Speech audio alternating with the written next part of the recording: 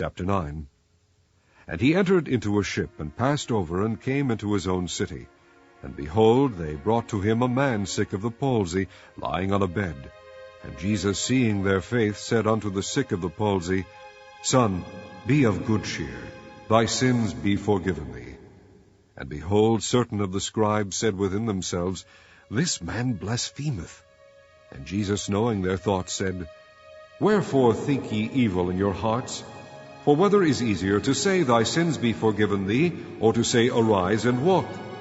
But that ye may know that the Son of Man hath power on earth to forgive sins, then saith he to the sick of the palsy, Arise, take up thy bed, and go unto thine house. And he arose and departed to his house.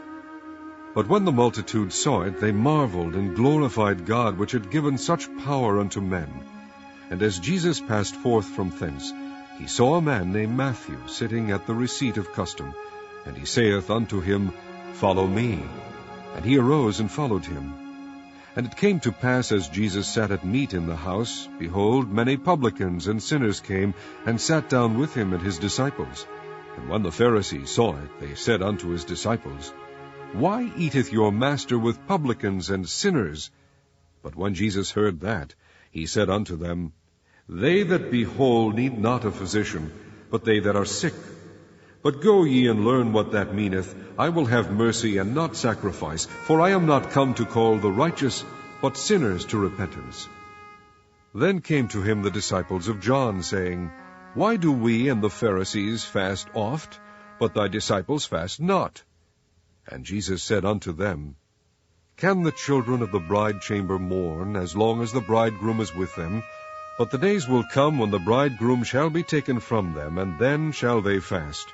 No man putteth a piece of new cloth unto an old garment, for that which is put in to fill it up taketh from the garment, and the rent is made worse. Neither do men put new wine into old bottles, else the bottles break, and the wine runneth out, and the bottles perish. But they put new wine into new bottles, and both are preserved. While he spake these things unto them, behold, there came a certain ruler, and worshipped him, saying, My daughter is even now dead, but come and lay thy hand upon her, and she shall live. And Jesus arose and followed him, and so did his disciples. And behold, a woman which was diseased with an issue of blood 12 years came behind him, and touched the hem of his garment. For she said within herself, If I may but touch his garment, I shall be whole. But Jesus turned him about, and when he saw her, he said, Daughter, be of good comfort. Thy faith hath made thee whole. And the woman was made whole from that hour. And when Jesus came into the ruler's house, and saw the minstrels and the people making a noise, he said unto them, Give place, for the maid is not dead, but sleepeth. And they laughed him to scorn. But when the people were put forth, he went in and took her by the hand, and the maid arose. And the fame hereof went abroad into all that land. And when Jesus departed thence, 2 blind men followed him, crying and saying, Thou Son of David, have mercy on us.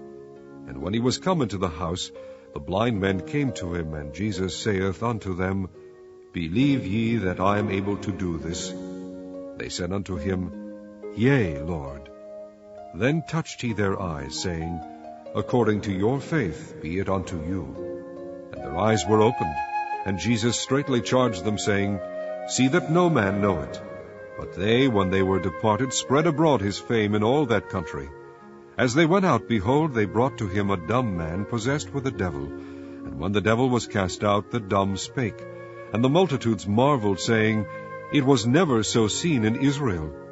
But the Pharisees said, He casteth out devils through the prince of the devils. And Jesus went about all the cities and villages, teaching in their synagogues, and preaching the gospel of the kingdom, and healing every sickness and every disease among the people.